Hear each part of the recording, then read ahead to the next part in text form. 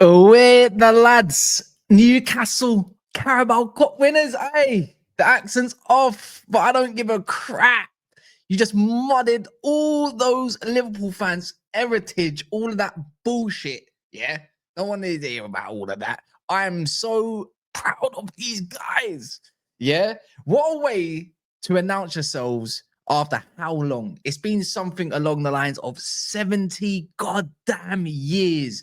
And you got to think of one man that set the tempo. But before we do that, please, if you're a Geordie, if you're a rival, I don't care who it is, don't be salty either. Please smash the like button. This could go beyond. You never know, right? You could do me an absolute solid, but let me do you guys a solid. I usually do breakdowns. It will be on this side of the screen. But I just thought, nah, this is going off the rip. Yeah, because what better journey than that man, Dan Burns, right? He is now definitely among others, amongst a Newcastle legend, a Toon legend, a Magpie legend. Yeah, that guy was monstrous tonight or this evening. This guy, yeah, where he's come from, his journey to go to his boyhood club and win a trophy after how long is. It's a stuff of dreams, really. That stuff is just gonna be echoed across the fan base forever and ever and ever. There's so many different players I can look at today, and for you know what, you put in an absolute shift, you put in an absolute wonderful performance, and we'll get through all of that because you lot absolutely bossed these guys from literally minute 1 to the final minute. Don't tell me otherwise. Yeah, glizzy glaze, all of that. Yeah, I'm not gonna do the little hand motion because that's crazy. You know what I'm talking about. Yeah. Oh, the pressing from the get-go. I feel like you just set the standard. Don't even let the whole Liverpool look leggy. Maybe. But last time I checked, yeah, as much as they had Trent out, yeah, you guys and Gomez and Bradley, you guys had first teamers out too. You guys had Lewis Hall out. You had Anthony Gordon out. You had one of the best centre backs in the Prem out in flipping what's his name in Sven Botman.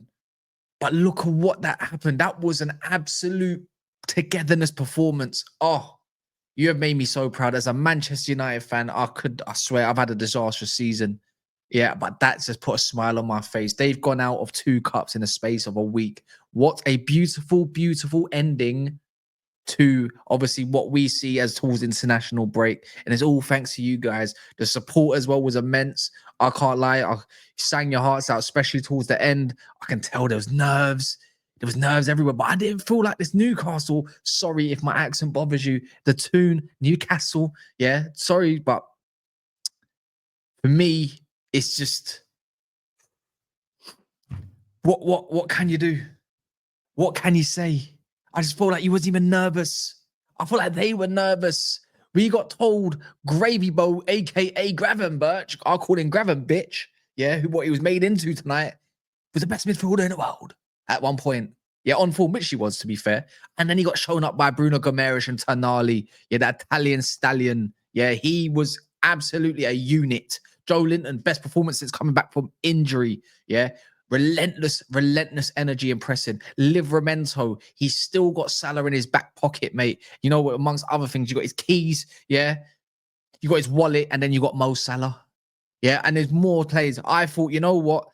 You can dip and dab who your man of the match is, who you play. Oh, we're gonna go to the cliche one. Isak got the winning goal technically and whatnot. Dan Burn, you know, Liverpool didn't really have a sniff. They had like 1 shot on target, 2 shot target all game. I'm looking at that man Trippier, that man Kieran Trippier. You see him, even though he had a bit of a tweak in his hamstring, that guy put in a captain's performance. See, I was worried. Before the game. I was thinking, oh, Luis Diaz up against Trippier, I don't know. And then I see that hamstring injury. I said, no, please don't go off. I don't want to see Matt Target come on. I don't want to see none of that. He really played through. And that's what I'm talking about. Players of old. Grit, determination, proper stuff. Proper men. Yeah. He's got to give himself a pat on the back. I don't know who to choose. But I just love the story of Dan Burn. To be fair, we can always talk about the Murphys of the world. We can always talk about, obviously, Fabian Schär having a decent time. and whatnot. Nick Pope with an absolute sublime save as well for their first shot on target. It's all about all of that. But that man there, I didn't really fancy him at first. I'll be honest. It was actually you guys said, no, watch Dan Burn a little bit more. Watch Dan Burn and you'll see what goes on. I'm like, all right, cool. I'll have a little gander. I'll see what goes on and we'll go from there, really. And then that, he's the goal. Just set everything, the tempo. That's for me. That's for me. Oh, man. Over the moon. I don't know what else to really say. I just thought there were some good combinations. You know, Eddie Howe and obviously Jason Tindall, the way they set up their team, absolutely. Like, passing through the lines, the midfield, they couldn't handle your midfield today. They were drowning. I was just thinking like it was 1-2 easy. Like I remember just seeing Bruno Gomes and a Tonali 1-2 split. And before you know it, you know, you see Isak literally free on the right-hand side. And when Isak's like obviously taking away Van Dijk and whatnot, there's a little bit more room in the middle to maneuver for the midfield. Szoboszlai, like he was meant to be an attacking midfielder. And I thought because Joe Linton was on him today, literally on him, right? That whole like left-hand side, I would call it for Newcastle. And then obviously right-hand side of Liverpool, he just dealt with Szoboszlai trying to penetrate down there because he's getting no joy down the middle. I thought Fabian Schär was really, really aggressive as well. That's how he usually plays. Let's be real, the two haven't had great games recently. It's been all up and down and all over the place, right? And I say this time and time after again.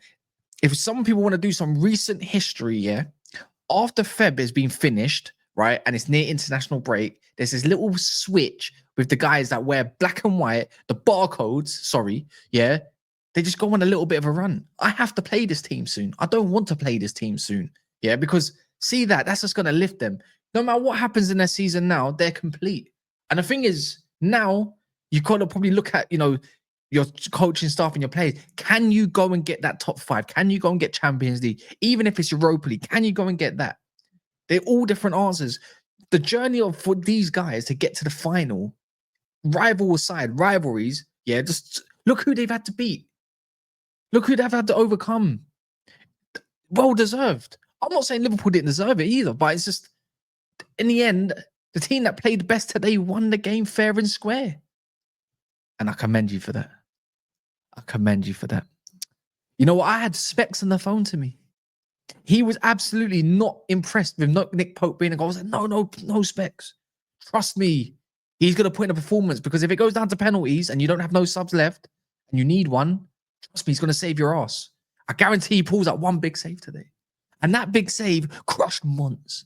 And when Mons, people who don't know Mons, he supports Liverpool, very, very shameless like myself, yeah? Except I support Man United. I'm on that shameless side. His pain is my pleasure. And you know what? Fair enough. A club of the size of, obviously, Newcastle, that for me, there should be trophies. It should be wavering through the cabinet for me. Maybe not loads of like titles in terms of leagues and stuff, but they should be picking up all of this along the way. Nearly got there. But sorry about that. But right, let me know who your man of the match is. Let me know if I've missed out on anyone. I thought when Joe Willett come on, loved this. I loved what he had to bring to the table as well. I think Eddie Howe subs got it all spot on. Everyone ran. At the end of the day, it was about who wanted it more. It was definitely the guys in black and white, the Magpies. I loved every minute of that. I was celebrating like it was my own team. I've got pure evidence of it. Oh, come on, guys. You lot got to smile. You got to like this video. You got to subscribe. It's all good in the hood. And I know many of you are going to be traveling up tonight and having a just over the moon type of like performance outside of the pitch as well. Do you know what I mean? Thinking about, and if you come across this video, I hope we can actually have a friendship. At least 6 months until the new season starts. Then we can be on each other's necks. Yeah? All right? Winners 25. I'm looking at it right now. Dan Burn, man. Dan Burn's my man in the match. Don't know about anybody else, but like the video. Subscribe if you're new. Cuss me out if you want. I don't care. Just do the damn thing. Do the right thing. And don't let anyone try to play you down and try to say, oh, we're missing this player. We're missing that player. Oh, if Arne Slot's done this, the ball fuck. Then blah, blah, blah, blah, blah. No one cares. Yeah? Eddie Howe's got a full set of hair. Done the job. I can smell those tears right now. Good stuff. Away the lads.